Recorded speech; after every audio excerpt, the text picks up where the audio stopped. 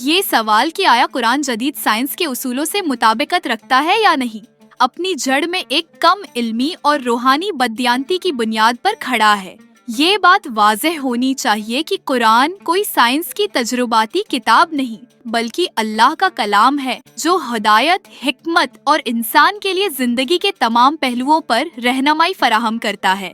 تم جیسے لوگ جو سائنس کو ایک معبود کا درجہ دیتے ہو اور اپنی محدود عقل کو تمام کائنات کے رازوں کا پیمانہ سمجھتے ہو، اس حقیقت کو سمجھنے سے قاصر ہو کہ قرآن کی بنیاد محض مادی علوم پر نہیں بلکہ روحانی، اخلاقی اور فطری حقیقتوں پر ہے۔ قرآن اور سائنس کے درمیان تعلق۔ سب سے پہلے تو یہ سمجھنا ضروری ہے کہ قرآن سائنس کے ہر اصول کا محاسبہ کرنے یا اس سے مطابقت رکھنے کے لیے نازل نہیں ہوا۔ سائنس انسانی علم کے محدود اور ارتقائی مراحل کا نام ہے۔ وہ اصول جو آج سچائی کے طور پر مانے جاتے ہیں، کل انہیں غلط ثابت کیا جا سکتا ہے۔ قرآن ایسی کسی بنیاد پر قائم نہیں بلکہ یہ ابدی حقیقتوں کا بیان ہے۔ اللہ تعالی فرماتا ہے، اِنَّا نَحْنُ نَزَّلْنَا الذِّكْرَ وَإِنَّا لَهُ لَحَافِظُونَ۔ سورہ الحجر 9۔ ہم نے قرآن کو نازل کیا اور ہم ہی اس کی حفاظت کرنے والے ہیں۔ یہ وعدہ خود ظاہر کرتا ہے کہ قرآن کا پیغام انسانی علم یا تحقیق سے بالا تر ہے، مگر اس کا یہ مطلب نہیں کہ قرآن سائنس کے اصولوں سے ٹکراتا ہے، بلکہ حقیقت یہ ہے کہ قرآن نے ان اصولوں کی بنیادیں 1400 سال پہلے رکھ دی تھیں جنہیں آج سائنس دریافت کر رہی ہے۔ گاریس، تخلیق کائنات اور قرآن۔ تمہارے سائنسدان آج یہ کہتے ہیں کہ کائنات ایک عظیم دھماکے، بگ بینگ کے ذریعے وجود میں آئی۔ قرآن نے اس حقیقت کو 1400 سال پہلے ان الفاظ میں بیان کیا، اولم یر الذین کفروا ان السماوات والارض کانتا رتقا ففتقناہما۔ سورہ الانبیاء 30۔ کیا وہ لوگ جنہوں نے کفر کیا یہ نہیں دیکھتے کہ آسمان اور زمین ایک جڑے ہوئے تھے، پھر ہم نے انہیں پھاڑ کر الگ کیا؟ یہ آیت صرف ایک شعری تخیل نہیں بلکہ ایک سائنسی حقیقت کا بیان ہے۔ کائنات کی ابتدا ایک وحدانی وجود سے ہوئی اور پھر وہ پھیلتی چلی گئی۔ آج کی جدید فلکیات تسلیم کرتی ہے کہ کائنات مسلسل پھیل رہی ہے۔ یہ حقیقت قرآن میں اس طرح بیان کی گئی، وَلَلسَّمَاءَ بَنَيْنَاهَا بِأَيْدٍ وَإِنَّا لَمُوسِعُونَ۔ سورہ الذاریات 47۔ ہم نے آسمان کو طاقت سے بنایا اور ہم اسے پھیلانے والے ہیں۔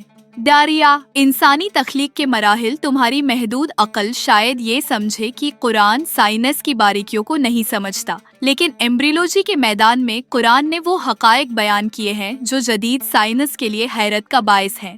سورہ المؤمنون میں فرمایا گیا، ثم خلقنا النطفة علقة فخلقنا العلقة مضغة فخلقنا المضغة عظاما فكسونا العظام لحما۔ سورہ المؤمنون 14۔ پھر ہم نے نطفے کو جمے ہوئے خون کی شکل دی، پھر خون کے لوتھڑے کو گوشت کا ٹکڑا بنایا، پھر اس گوشت کے ٹکڑے کو ہڈیوں کی شکل دی، پھر ہڈیوں پر گوشت چڑھایا۔ یہ مراحل انسانی جنین کی تخلیق کے وہی مراحل ہیں جو جدید سائنس نے ایمبریولوجی کی تحقیق سے دریافت کیے ہیں۔ ڈاکٹر کیت مور، جو دنیا کے مایہ ناز ایمبریولوجسٹ میں سے ایک ہیں، انہوں نے تسلیم کیا کہ قرآن میں جنین کی تخلیق کے مراحل بالکل درست اور حیرت انگیز طور پر بیان کیے گئے ہیں، حالانکہ یہ علم اس وقت ہے کسی کے پاس نہیں تھا۔ ظریفہ سو، پانی کی بنیاد پر زندگی۔ سائنس یہ کہتی ہے کہ زندگی کی بنیاد پانی ہے۔ قرآن نے 1400 سال پہلے کہا، وَجَعَلْنَا مِنَ الْمَاءِ كُلَّ شَيْءٍ حَيٍّ۔ سورہ الانبیاء 30۔ ہم نے ہر زندہ چیز کو پانی سے بنایا۔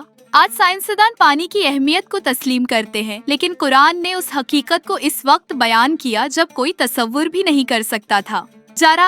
سورج، چاند اور آسمانی اجسام۔ قرآن نے سورج اور چاند کے بارے میں کہا، وَالشَّمْسُ تَجْرِي لِمُسْتَقَرٍّ لَهَا۔ سورہ یس 28۔ اور سورج اپنے مقررہ راستے پر چلتا ہے۔ جدید سائنس آج تسلیم کرتی ہے کہ سورج ایک مدار میں گردش کرتا ہے اور یہ حرکت مسلسل جاری ہے۔ چاند کے مراحل کے بارے میں قرآن نے کہا، وَالْقَمَرَ قَدَّرْنَاهُ مَنَازِلَ حَتَّى عَادَ كَالْعُرْجُونِ الْقَدِيمِ۔ سورہ یس 33۔ اور چاند کے لیے ہم نے منزلیں مقرر کی، یہاں تک کہ وہ کھجور کی پرانی ٹہنی کی طرح ہو جاتا ہے۔ یہ آیات اس بات کا ثبوت ہیں کہ قرآن کائنات کے اصولوں کو مکمل طور پر سمجھتا ہے جو سائنس آج دریافت کر رہی ہے۔ اقصا، احادیث اور علمی رہنمائی۔ نبی اکرم نے فرمایا، طلب العلم فریضہ علی کل مسلم۔ سنن ابن ماجہ۔ علم حاصل کرنا ہر مسلمان پر فرض ہے۔ یہ علم صرف دنیاوی سائنس تک محدود نہیں بلکہ دینی و روحانی علم بھی شامل ہے۔ तुम लोग जो साइंस को कुरान के मुकाबले में खड़ा करने की कोशिश करते हो, ये तुम्हारी लालमी और तकब्बुर का नतीजा है। याद रखो, साइंस की बुनियाद वही इल्म है जिसका माखज़ अल्लाह की तख्लीक है। लोग यह कहते हो कि कुरान जदीद साइंस के हर उसूल से मुताबिकत क्यों नहीं रखता? तुम्हारी साइंस खुद एक इर्तिकाई अमल से गुजर रही है। वो नजरियात जो आज तुम्हारे लिए हकायक हैं, कल होंगे, रद्द हो सकते हैं, लेकिन कुरान एक अब्दी हकीकत है जो न बदलती है और न ही किसी तब्दीली की मोहताज है। कुरान कहता है, वमा उती तुम मिनल इल्म इल्ला कलीलन, सूरहुल इसरा 50। तुम्हें इल्म में से बहुत थोड़ा दिया गया है। ये बात याद रखो कि तुम्हारी अक्ल और साइंस कुरान की हिकमत को कभी नहीं समझ सकती जब तक कि तुम्हारे दिल में इखलास न हो।